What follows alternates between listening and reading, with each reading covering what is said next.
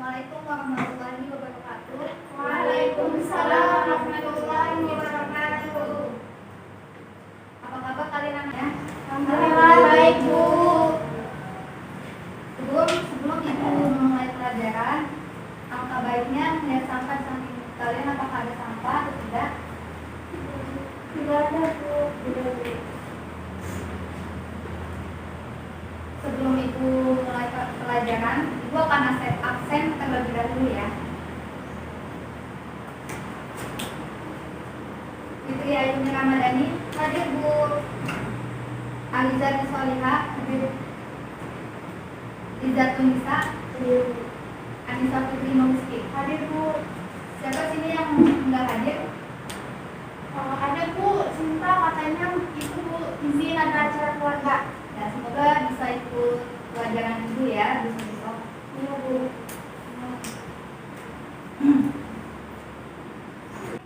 Ada yang tahu apa itu pengertian sholat? Belum, Bu. Belum tahu. Belum tahu, Bu. Ya, ibu akan menjelaskan tentang pengertian sholat. Pengertian sholat itu menurut istilah fikih, sebagaimana dikatakan imam, sholat itu artinya perkataan dan perbuatan yang dimulai dengan takbir dan diakhiri dengan dengan salam dengan syarat tertentu. Nah, syarat yang dipadukan itu diwajibkan ada 5. Pada sebagian redaksi, kitab lain menggunakan yaitu sholat-sholat yang dipadukan itu ada 5. Wajibnya kelima sholat itu adalah pada awal waktu, namun diperluas sampai tak tersisa waktu yang cukup untuk melakukannya. Di sini ada yang tahu tentang syarat wajib sholat.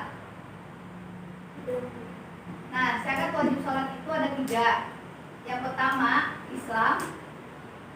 Islam itu wajib atas orang kafir, bukan karena murtad. Islam.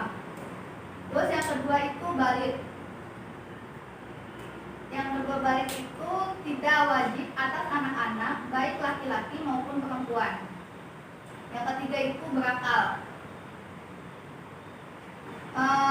Berakal itu sholat tidak wajib atas orang gila. Siapa yang tahu apa aja sholat sunat? Tolong sebutin. Saya, Bu. Iya, Iza. Salat tahajud, duha, Idul Adha, Idul Fitri, kayak gitu, Bu. Ya, sholat sunnah itu ada 5. Yang pertama itu sholat Idul Fitri, yang kedua itu sholat Idul Adha, yang ketiga itu sholat gerhana matahari, yang keempat itu sholat gerhana rembulan, yang kelima itu sholat istisqa. Itu sholat sunnah ada 5. Rukun sholat itu ada 18. Yang pertama itu niat. Niat itu keinginan melakukan sesuatu yang bersertaan dengan mengerjakan tempat niat dalam hati. Nah, dan wajib pula sengaja mengerjakannya dan menentukan fardu, misalnya kayak zuhur atau subuh. Yang kedua itu berdiri jika mampu. Berdiri jika mampu itu boleh sholat dengan duduknya bebas, namun yang terbaik adalah duduknya iftirosh. Nah, yang ketiga itu takbiratul ihram. Takbiratul ihram ini orang yang mampu harus menggunakan redaksi asli takbir, yaitu Allahu Akbar. Yang keempat itu membaca Al-Fatihah. Membaca Al-Fatihah itu kayak termasuk ayat dari Al-Fatihah. Barang siapa yang menghurufkan satu huruf atau tasbih dari Al-Fatihah atau mengganti satu huruf dengan huruf yang lain, maka bacaannya tidak sah dan sholatnya tidak sah. Yang kelima itu ruku. Ruku itu adalah orang yang berdiri mampu serta bertinggi normal dan 2 tangan. Lututnya itu adalah melengkungkan badan sampai dengan menempel pada lutut. Hal-hal yang membatalkan sholat. Hal-hal yang membatalkan sholat itu ada 11. Yang pertama itu ucapan yang disengaja dan patut untuk dikatakan kepada manusia. Yang kedua itu perbuatan yang banyak dan berturut-turut, yaitu 3 kali. Misalnya itu kayak 3 langkah, baik disengaja atau tidak. Yang ketiga itu hadas kecil maupun besar. Yang keempat itu adanya najis. Secara tiba-tiba yang tidak mampu jika pakaian orang yang sholat kejatuhan najis yang kering, lalu seketika ditimbaskan, maka sholatnya tidak batal. Nah, yang kelima itu terbukanya aurat dengan sengaja, kayak misalnya rambut itu terbukanya dengan sengaja. Yang keenam itu mengubah niat, misalnya kayak berniat keluar dari sholat. Nah, yang ketujuh itu membelakangi kiblat, misalnya itu kayak balik kanan dari sholat. Nah, yang kedelapan dan kesembilan itu makanan dan minum, baik yang dimakan dan diminum itu sedikit atau banyak, kecuali jika pelaku sholat masih bodoh dan tidak tahu keharaman makan dan minum. Yang ke-10 itu tertawa. Sebagian ulama ada yang menggantikan kata koh dengan kata adlaku. Yang ke-11 itu murtad, yaitu keluar dari Islam dengan ucapan atau perbuatannya. Sekarang ibu akan menjelaskan tentang waktu yang dilarang untuk mengerjakan sholat. Larangan untuk mengerjakan sholat itu yang bersifat makruh, tahrim, sebagaimana dijelaskan Imam Nawawi dalam kitab Raudhah dan Syarah Muhadzab dalam bab yang sama. Nah, ada 5 waktu di mana sholat tidak dibolehkan kecuali mengerjakan sholat yang mempunyai sebab, baik sebab yang mendahului atau sebab yang menyertai. Yang pertama itu sholat yang tidak ada sebab, yang dilakukan sesuai sholat subuh, hukumnya itu larangan atau makruh takrim. Mengerjakan sholat ini tetap berlangsung sampai matahari. Yang kedua itu mengerjakan sholat ketika matahari terbit sampai naik sepenggalan menurut pandangan mata.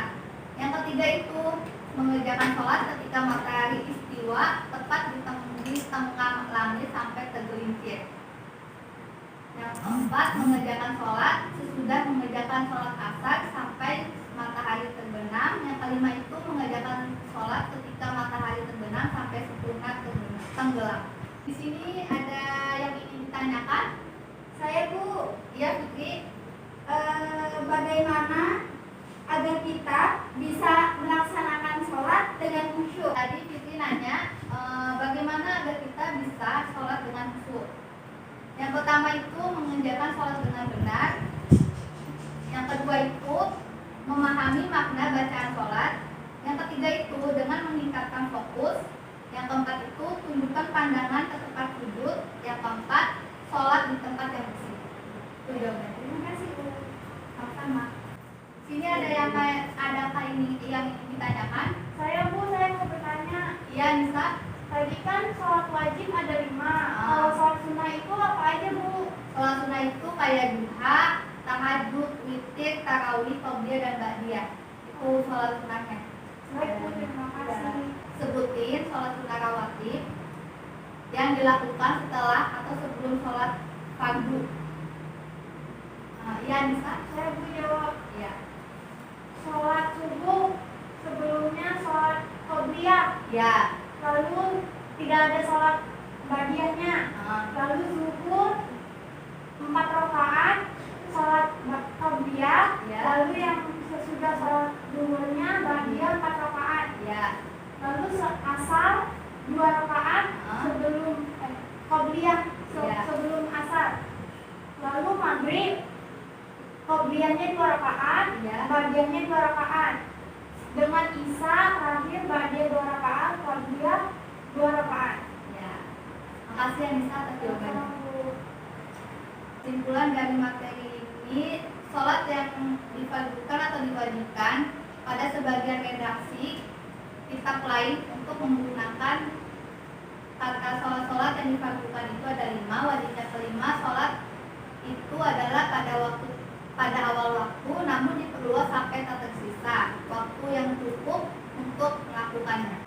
Buat minggu depan, materi yang akan dibahas tentang zakat. Oke, dipelajarin ya tentang zakatnya. Iya Bu, baik. Sekian dari Ibu. Apabila Kurang lebihnya mohon maaf. Wabillahi taufiq wal hidayah. Wassalamualaikum warahmatullahi wabarakatuh.